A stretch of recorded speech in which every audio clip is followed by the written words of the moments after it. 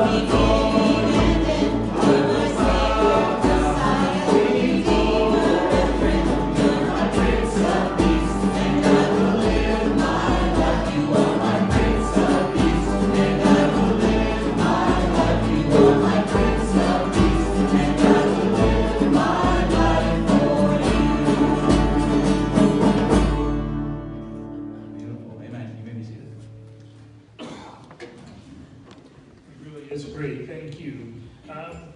Just a couple things to share, and while I do that, if you can circulate the notebooks that record our attendance, that would be really good. A couple people things. Be praying for Alan Nolt this week. On Thursday, he has an outpatient procedure, and I know we appreciate you thinking about him and praying for him at that time.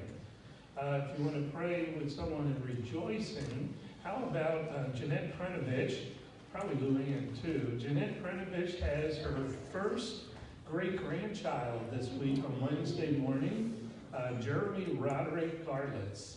So congratulations. Everybody's doing pretty well, as from what I understand, so that's exciting. A couple things are going to be coming up in the near future.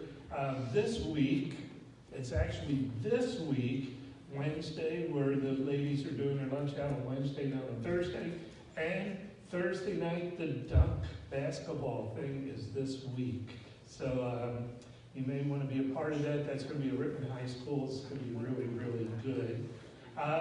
2 weeks from now, in the morning, at about 9:15, up in the room upstairs there, where's the young adult class usually meets, we're going to have a meeting of those who are interested or helped in the past or just want to give insight regarding particular vacation Bible school planning, but other kind of things too. It's at 9:15, which is before the 9:30 Sunday school hour. So I'm pretty confident it's not going to last all day. So but you're all welcome. You'll see it in print soon, but that's 2 weeks from today, and that would be good. This week, our missionary of the week is Phil Bryant. We've been with Phil for over 20 years in his ministries. He was part of the initial team that went to Canada. They have started multiple churches up there. He kind of is a church planner that bounces around and goes wherever they're starting one. And presently, he is in Vancouver. Has been there for several years, maybe 10 or 12 years. He and Beth are praying through just a lot of things change-wise, whether they're to stay there in Vancouver and be a part of that church, whether to go on somewhere else in Canada and help start another church. He's also with the church planning ministry in our fellowship called Assist. That's the one that Eric is under as well. And then plant churches in Canada, but also in the United States. So he's not sure if he needs to throw more time in that. So he's just praying through where they're at this time. You can also pray for Beth because she's been battling with breast cancer as well and going through most of the treatments. I think she's at a break point right now. So be praying for Phil and Beth. They just got a lot going on right now, and that's really special. I appreciate you doing that. We're going to continue worshiping the Lord, so let's do that. If you want to stand with us once again and turn in your hymnals to hymn number 43. Great is thy faithfulness. We'll sing all verses.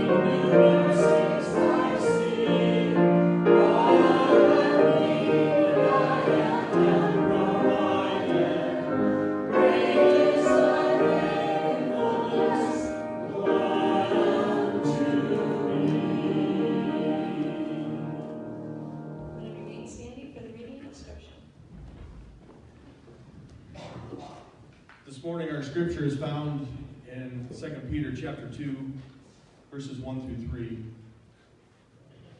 The words are on the screen as well as if you want to read along in your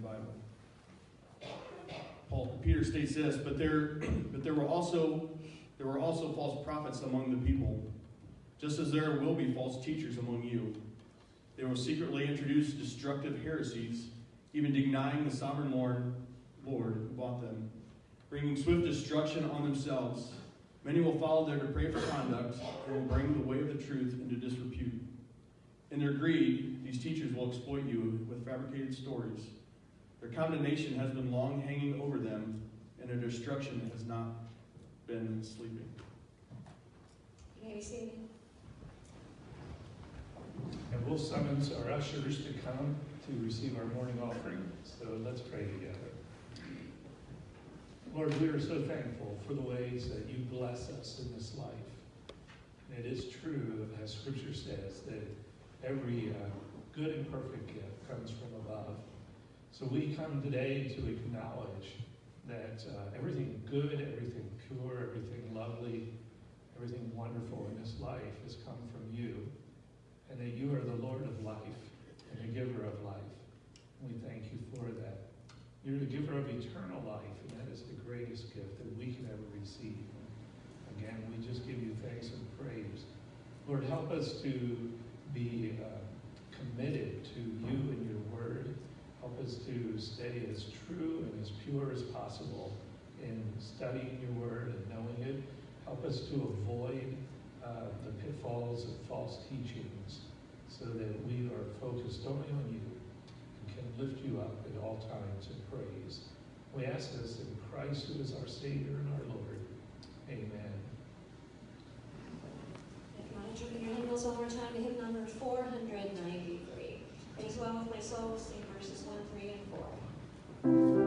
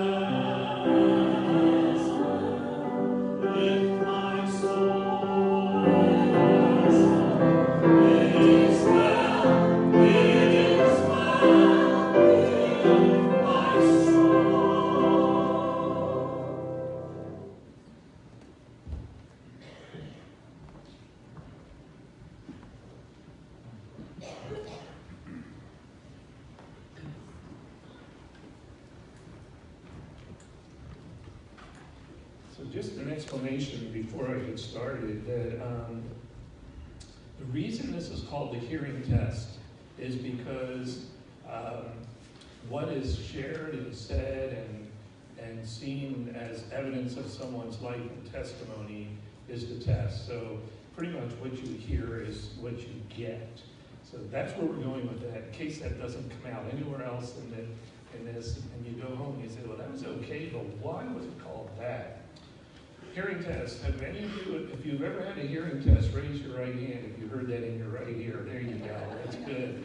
I can remember that. And my junior year in high school, in Philly, they used to give you, I don't know, at least the hearing test was every other year. So I'm going to move this down a little bit more. I think I'm popping too much, but maybe I'm not. He's got it under too tight. But so every other year we had to do the hearing test. And I remember my junior year, I was in there and I was doing it, and whoever was administering the test, I assume it was a nurse, said to me, I'm going to refer you on. And so they were going to send me to Temple University Hospital. She said, do you realize that you have never passed a hearing test, ever? And I said, well, that's because I'm deaf in one ear and I can't hear in the other.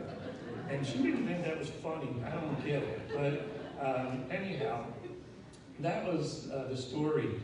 And since then, things have gotten better. I hear real well now. I probably hear better now than I ever did back then. So that's good. I think old age, I kind of do old age the opposite of how a lot of people do. So in that one case, that's true. How about vision test? I know you've done that. I was 48 years old when I had one of the more modern vision tests, and I was having trouble. I couldn't see, I couldn't read like I used to be able to, and that was really bothersome to me. And I went and did all this stuff, and I didn't know they were going to puff my eyes and do stuff that made it so I couldn't see.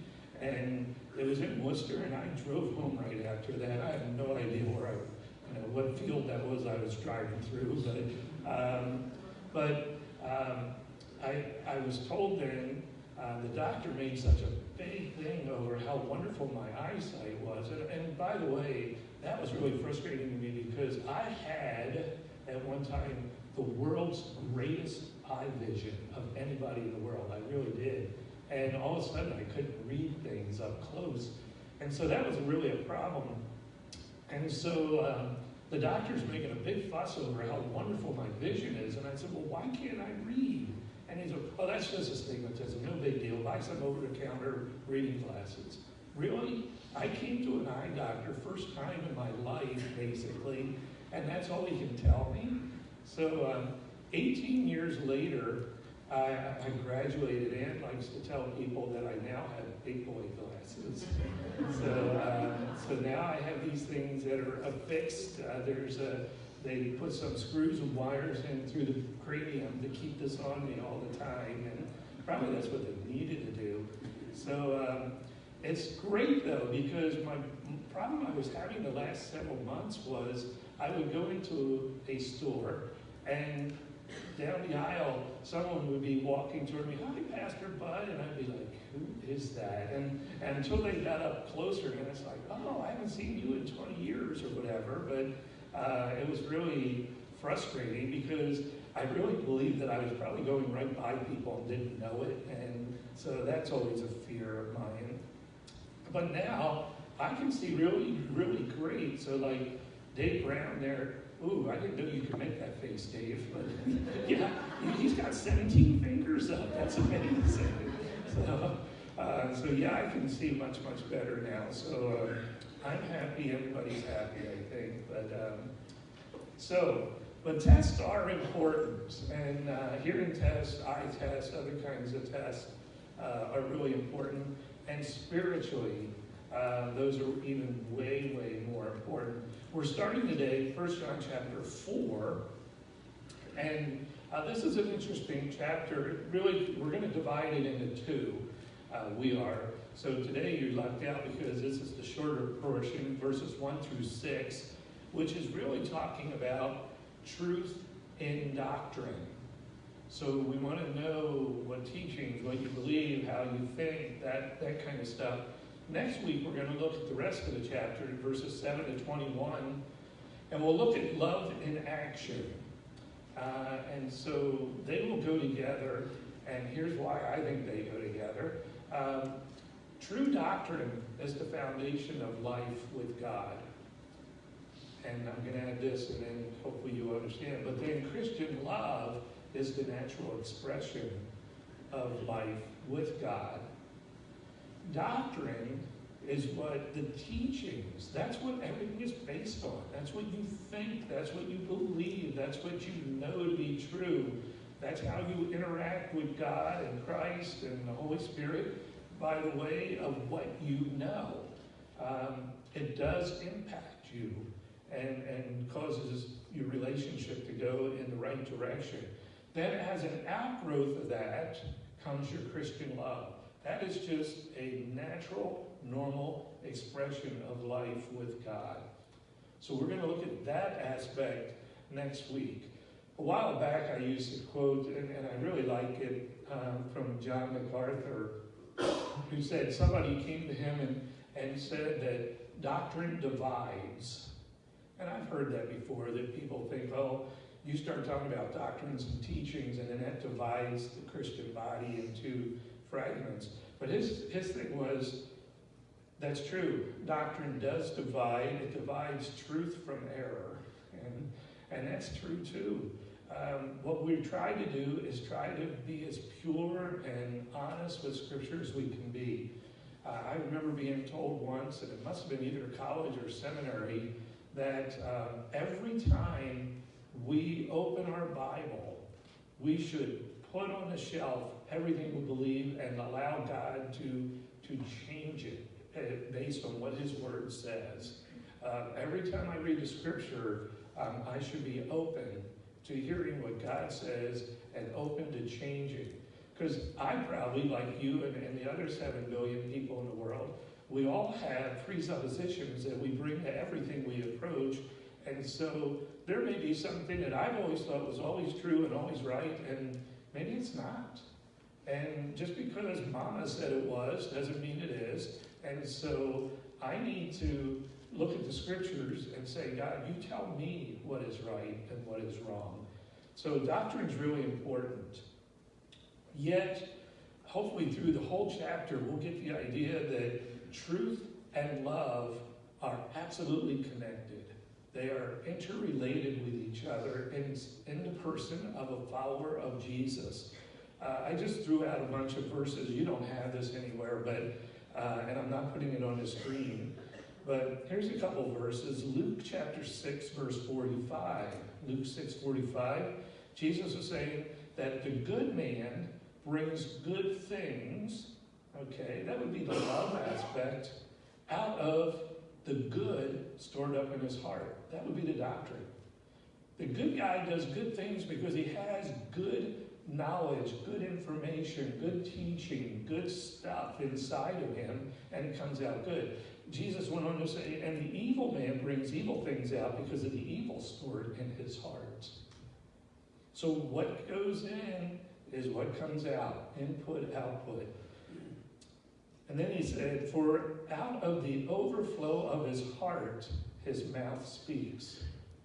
What's inside of you is what's going to come out. I read one of those silly little Facebook things the other day where somebody said, I can detect a judgmental person the first time I see them. That's being judgmental, by the way. We talk about first impressions, and a lot of that stuff is mildly true. It shouldn't have to be all the time, but what comes out of a person is what people realize and think of them. So you've had it where you met somebody and it was a bad moment for them. And they said or did something that was really not good. And that taints how you look at them for a long time. Jesus also talked in Matthew chapter 15, verse 11, about unclean things, and he said, it's not what goes in, but it's what comes out. That is the proof of where your heart is and who you are and what you are like. And he's correct, of course. In James chapter 3, verse 10, there's a warning there for people, followers of Christ, that out of the same mouth come praise and cursing. And James adds, my brothers, this should not be. This should not be. Out of the same mouth comes praise and cursing.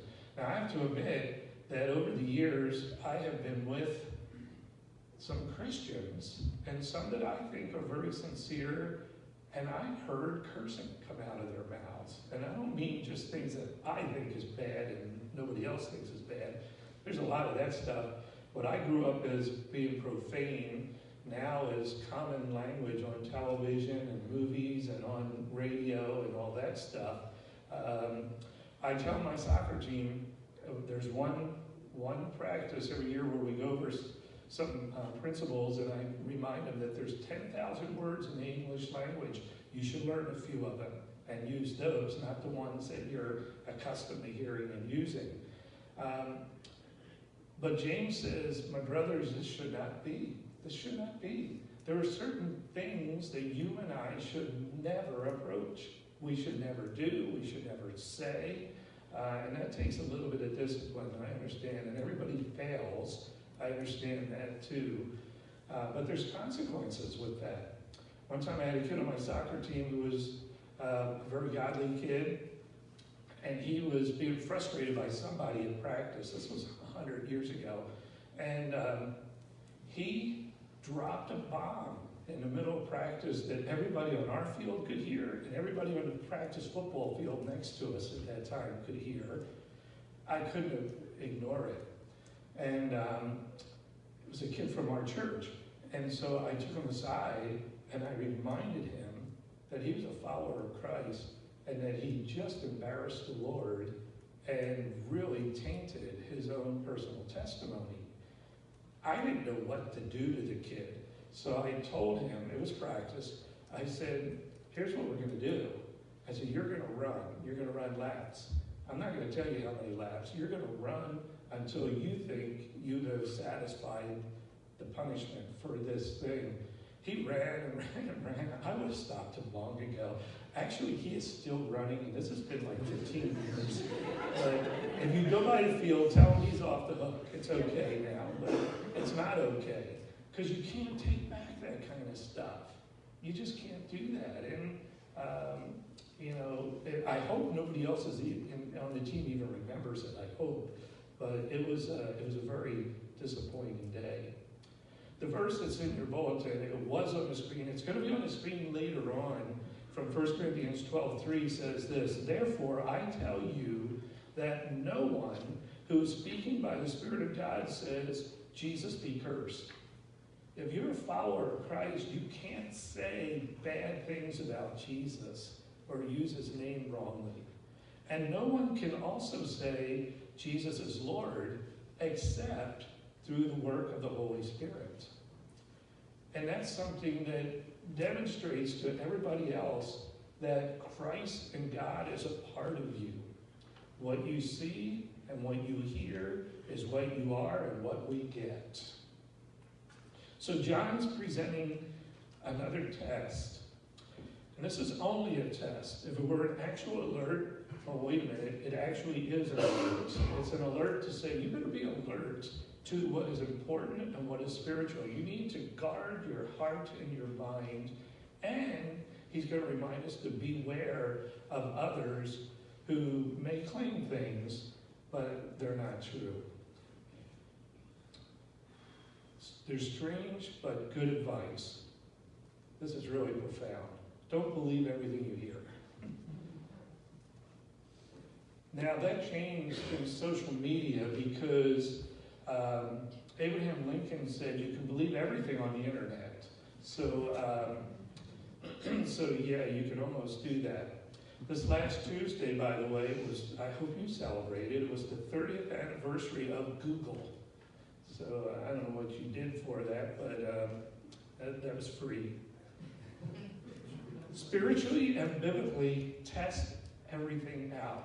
What's the motivation behind it? Is it consistent with what the Bible says? Remember, these issues that we're going to be discussing this test is very, very important to you in your life, and it's even greater than that. It's important to you and eternal life.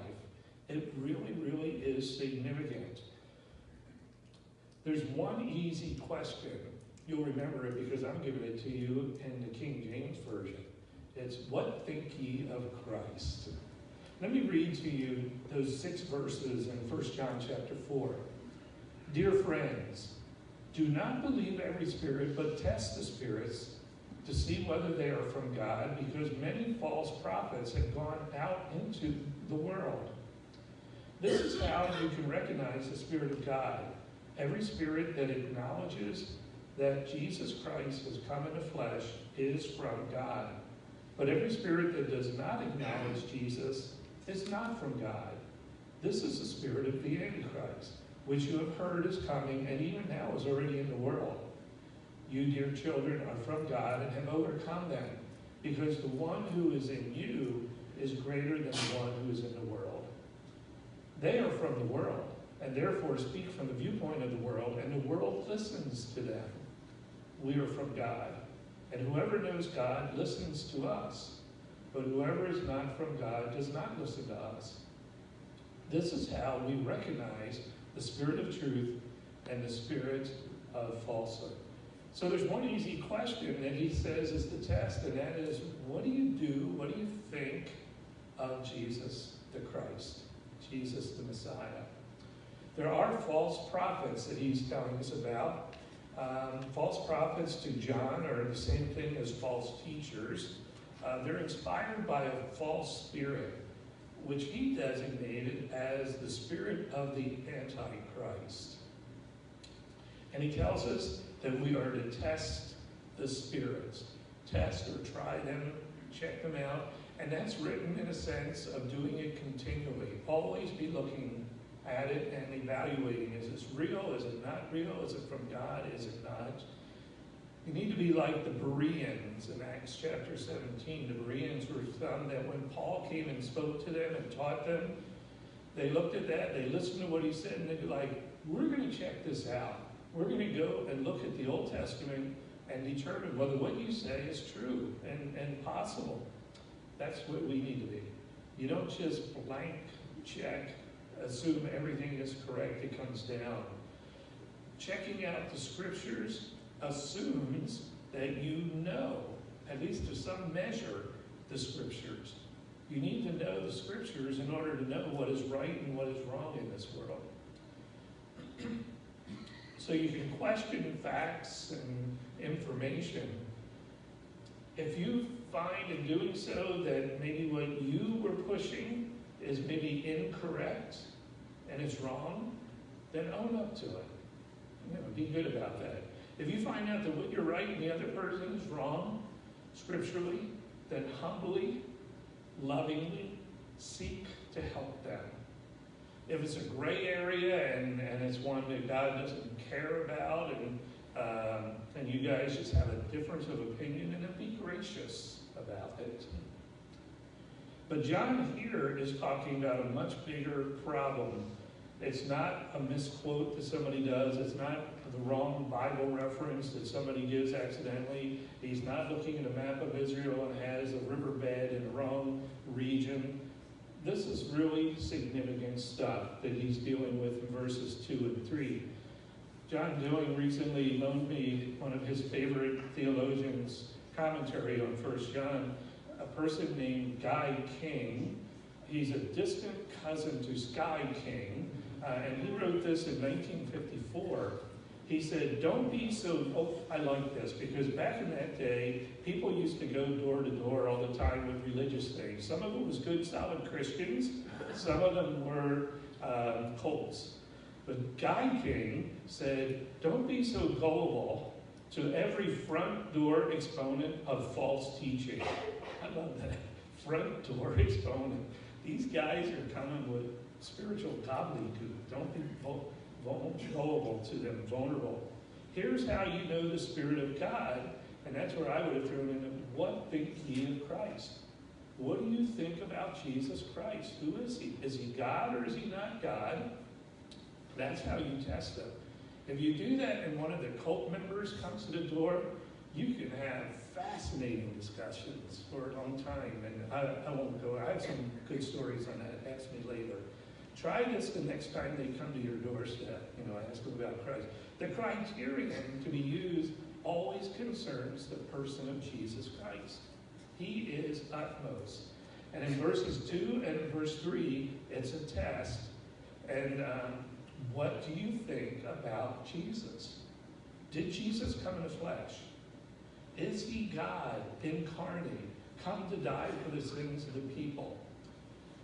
A friend of mine, Bruce Tripplehorn, is a missionary. He's presently in the Chad Republic in Africa, and he's training pastors. And he was this last week. He was with a group of pastors. He's supposed to be with them all week, and he showed up. I think it was Tuesday night. Started the class Wednesday morning, and at lunchtime, and I don't know the circumstance. He didn't elaborate. He was informed that the class was only going to be able to last another hour or two, and then everybody was going to disband, and he thought he was doing Wednesday, Thursday, Friday on the life of Christ. So he said, obviously, we didn't get very far in the life of Christ. And he said, so I quick kind of thought, what is the most important? And he said, the incarnation of Christ is what I majored on. If Bruce thought that, I think it's true. John apparently thought that as well. And was Jesus fully human and yet fully divine? Do you believe that the human Jesus and the divine Christ are one and the same person, God incarnate? I wrote a sentence. My language arts friends are going to tell me I think it's a run-on sentence. But I wrote a sentence as to what basically we should believe about Jesus. And are you able to say this yourself? Here it is. Is Jesus God's Son, creator and ruler of the universe, who burst into humanity through the virgin conception, housed in Mary, lived a life of about 33 years in Israel, in flesh and blood, providing wonderful teachings and miracles and examples of holiness, then culminated it all by voluntarily laying down his life by dying through crucifixion, spending 3 days in a borrowed tomb, but victoriously raising from the dead on Sunday morning, and then spending 40 days showing himself to hundreds, yea, even thousands of eyewitnesses before ascending into heaven to sit at the right hand of God his Father. And I could go on, but that's one sentence. Is that a summary of what you know and believe about Jesus? It should be. It should be. That's part of the test. If you can say that sentence, or I don't expect you to say that. I don't think I could come up with that again. But if you could say something like that, then you have the Spirit of God in you. Any person who's from God will gladly confess that Jesus Christ has come in the flesh. That's really, really important to us. Here's something that Donald Burdick said as to why it's important. In order to die in our place, it was necessary that he become a man. That was his plan. That's how God drew it up. It was very critical, important that Christ became a man. And in order for his death to have infinite value, he had to be God. Jesus talked about, a good person may die for another. Shootings around the world or whatever.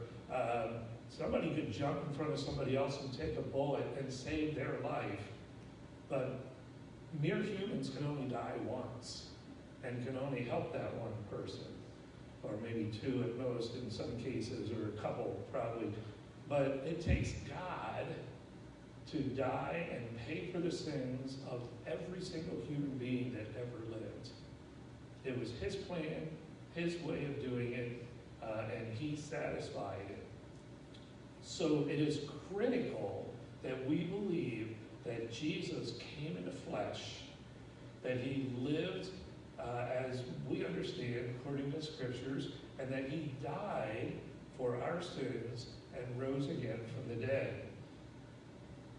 If you don't believe that, then the converse is also true. Verse 3 speaks about if you cannot say those things, then you are not from God. In fact, your motivation, whether you know it or not, is from a spirit that John identifies as Antichrist. Now, that's not to be referring to the Antichrist that you heard about in the book of Revelation, the one who comes in the tribulation period. This just means the spirit of those who are opposed to Christ, most likely some demonic type aspect to it.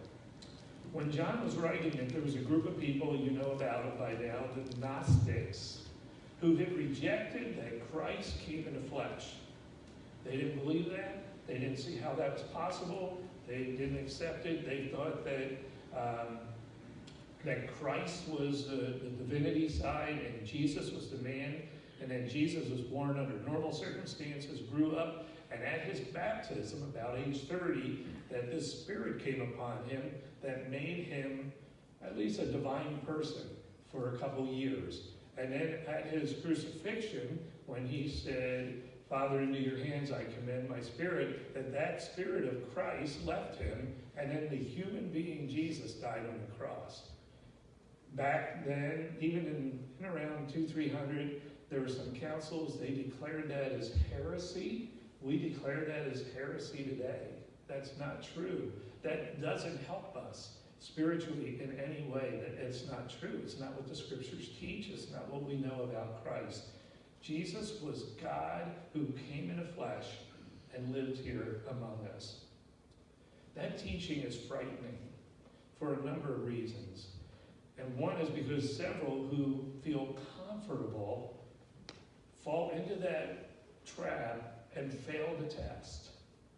They can say, well, I've done this and that, I've gone there. Remember, Jesus tells us in Matthew that on that day, when people stand in his presence, some are going to say, but I taught and I cast out and I healed and I did this and that in your name. And Jesus is going to say, depart from me, I never knew you. That's a scary thought. Personally, only you know what camp you are in. I'm not the guy who determines who gets in and who gets out of heaven. But it's even scary for those who get it right,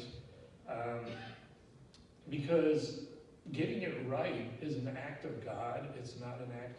We don't do anything with that. Jesus did it for us, and the Spirit of God brings us into him. And someone might say, yeah, I got it right. I believe in Jesus.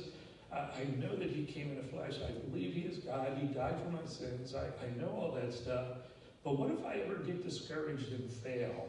Or what if I stray from the truth? Or what if I get that disease where I don't even remember anything, that I don't even remember that I was a Christian? What if something like that happens? I would just say God has you covered. In verse 4, it tells us that as great as the trials are around us, the one who is within us is far greater than all the power of evil in this world or any other world there is. God is in us, in the Spirit, when we know Christ is our Savior. The scriptures talk about two teams or two families, and John, you probably noticed here, is using very emphatic pronouns. And so he's saying, in essence, I'm convinced who's in and who's out. I know who these people are. And he talks about the world. And that refers to the world system. It's that mindset that's opposed to God and everything in his way. It's Satan's domain. The people of the world parrot each other. They love to blend in. They want to fit in. They want to be accepted.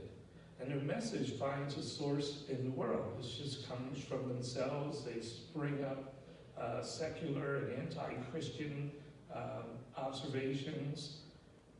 To them, it's cool. To them, they listen to each other. To them, they impress each other. To us, it's a little bit shallow. There's no faith. There's no substance. There's no commitment to Christ. Here's an interesting quote. I've seen it before, but the devil can quote scriptures to his own purpose.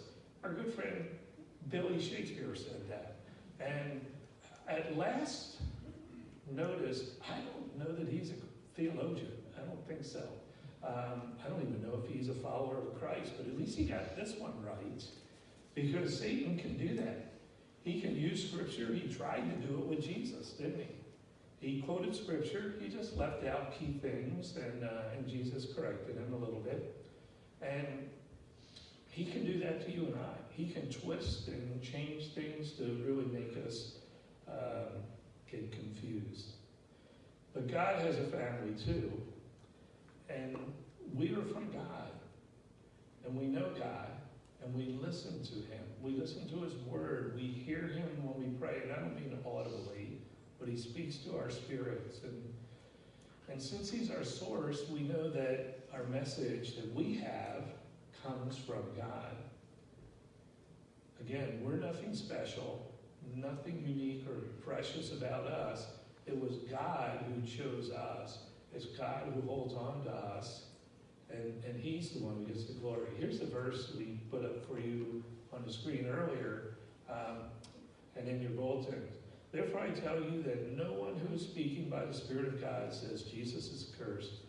No one can say Jesus is Lord except by the Holy Spirit. It is an act of God in your life, in your heart, that brings you into the family of God. All you do is open yourself up. All you do is believe. All you do is yield yourself to him. You submit yourself to him. God does it all. He paid the price. He does the calling. He convicts you. The Holy Spirit convicts you of sin and draws you into himself. So John's been writing that, and in his writing, it kind of spirals around. There's different tests in here to help us understand whether we are followers of Christ or not. Here he's telling us in the first 6 verses about the test of the content of their message. Do they confess that Jesus is God's Son come in the flesh? Next week we're going to look at the test of the nature of who their lives and their followers. Who do they listen to? What do they listen to? How do they act? How do they live it out? By the way, a wrong test to use regarding rightness with God or wrongness with God is a test of popularity.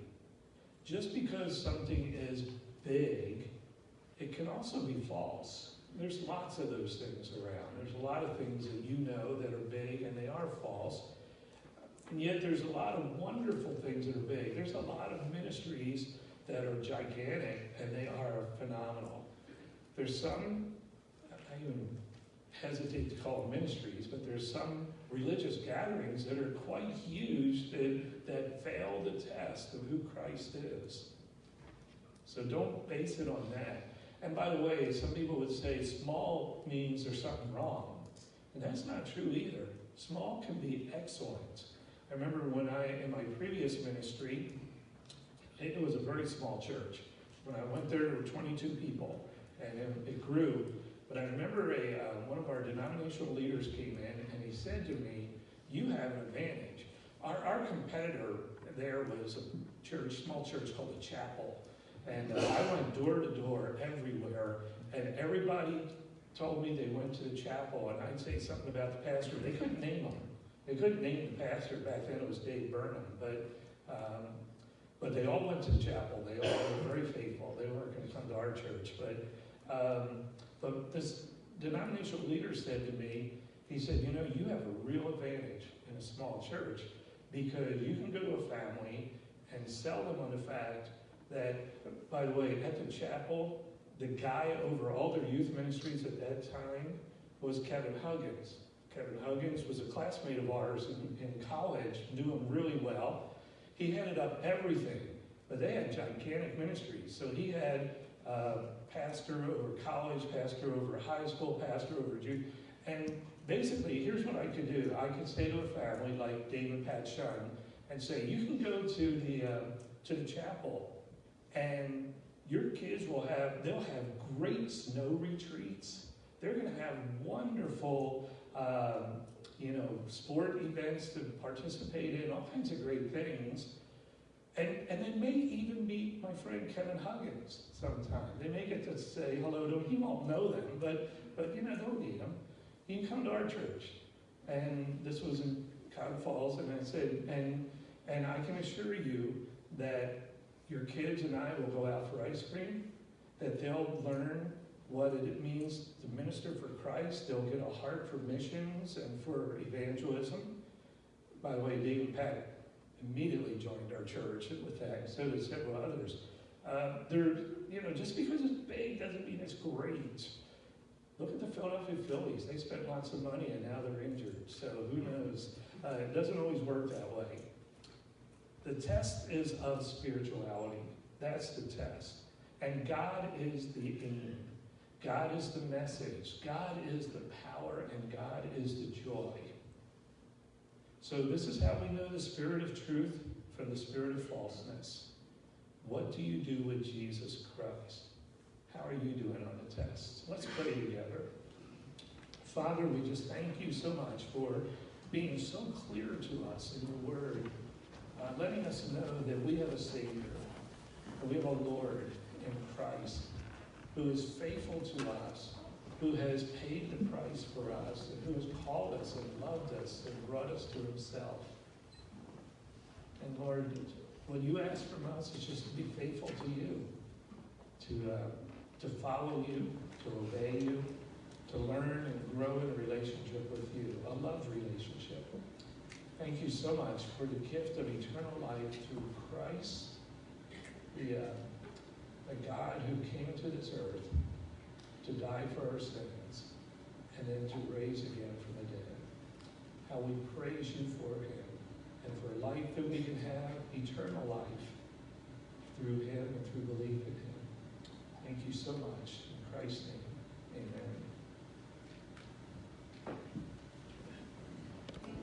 amen.